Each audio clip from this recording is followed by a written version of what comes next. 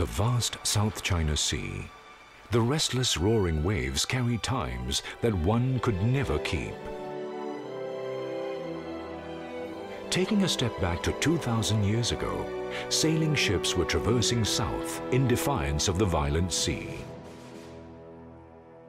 From the sporadic adventures in the beginning, the large-scale trades and missionaries during the Tang Dynasty, to the voyage of the great Admiral Zheng He, our forefathers and the land were faithfully bound to each other.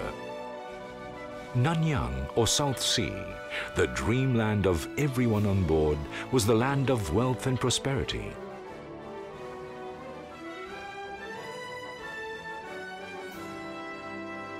The 19th century, the resource-rich Southeast Asia was coveted by the European powers. With the arrival of the guns and ships of the Western imperialists, it's the dawn of the era of colonialism.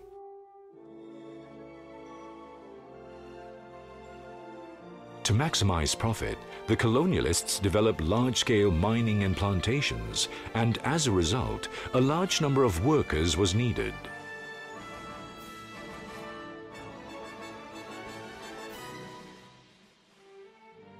Towards the end of the Qing dynasty, political turmoil, hunger and poverty were crippling the life of the people. Nanyang became their life gamble.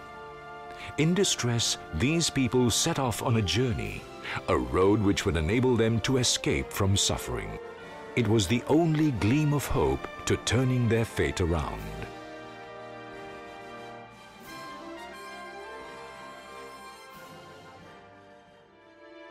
The ships on the South China Sea carried over 2 million Chinese contract workers.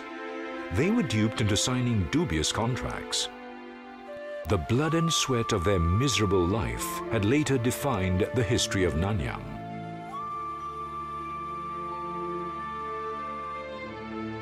These Chinese workers set off in hope of wealth and prosperity, but little did they know there were even more dangers and hardships awaiting. The raging sea could swallow them without notice. The Chinese workers were collectively confined to a cramped and stuffy cabin in poor conditions. They were beaten, abused, and without adequate food and water. Under the inhumane treatment, countless fell sick, and those who had died would have their bodies thrown overboard. Many could neither make it to Nanyang nor home. After months at sea, the ships finally docked. People who made it now knew that paradise was still far away. They had to pass the quarantine checkpoint and then only be given the permit to stay.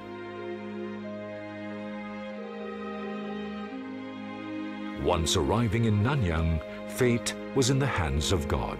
Mines, gambia, pepper and rubber plantations were where these workers worked. Working conditions were tough. Thorny undergrowth, noxious gases, poisonous snakes and fierce tigers were the grave threats to safety. Those who had died outnumbered those who had made it. They traded their life for money. Some had used the money to redeem their freedom, but some had succumbed to their stressful life by spending their life savings on habits of vice, forever living under bondage.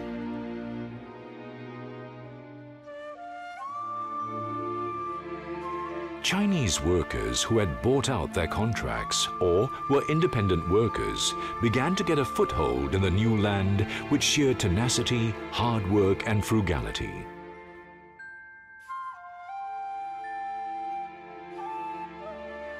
Those who were good in business became successful.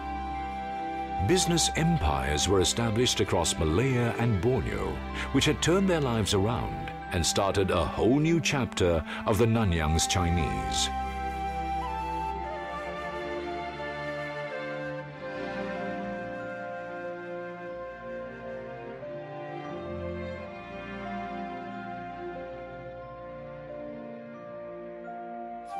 These outstanding Chinese entrepreneurs, having broken through the tide of history and armed with their social influence and wealth, played an active role in the social and city developments. Captain or Kapitan, a Nanyang-only term, refers to the government position appointed by the European colonialist to represent a certain community.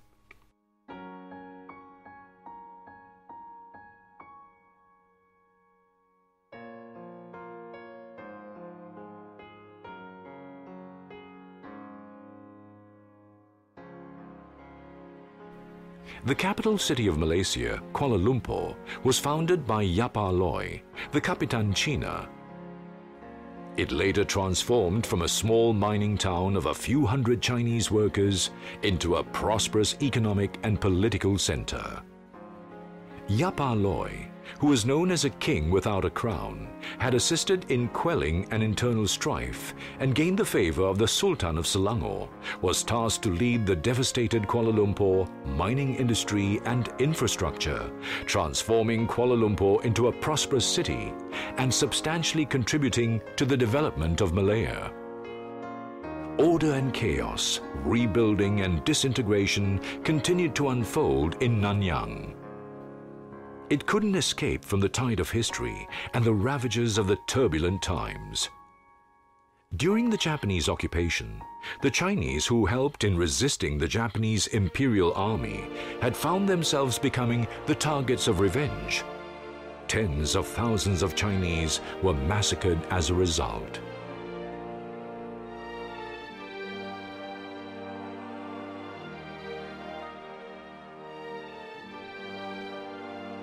Under the wheel of time, the Chinese in Nanyang had experienced countless trials, then settled down and multiplied. The Chinese, Malays and Indians who coexisted in the land rose up together to set themselves free from the colonialists and successfully achieved independence, becoming the nation of Malaysia.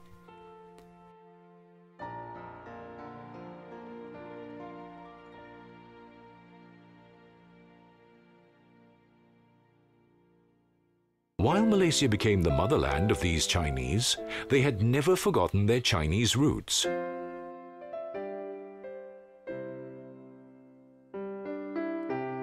Today, some of the Chinese homes still have a plaque which denotes their ancestry hanging on their door frames.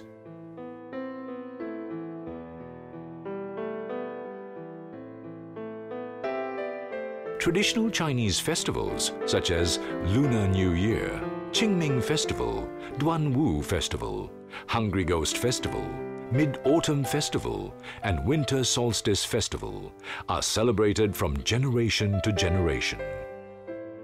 And from generation to generation, some Chinese had married the locals. The offsprings of these intermarriages are called Baba Nyonya, Mik Awang and Hokkien Siam, adding diversity to the plural society.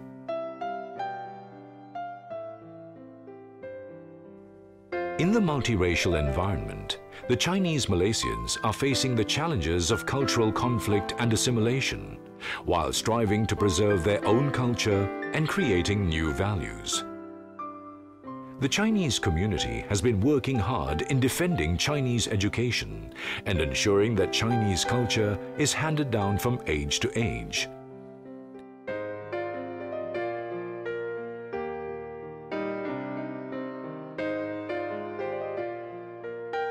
Chinese education in Malaysia exists at primary, secondary and tertiary levels.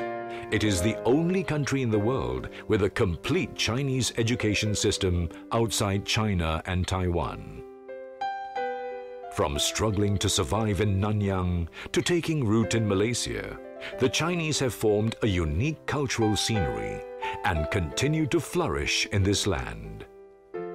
Here, we have inherited the Chinese cultural traditions while living in harmony with our fellow races, together building a Malaysian nation of coexistence and co-prosperity.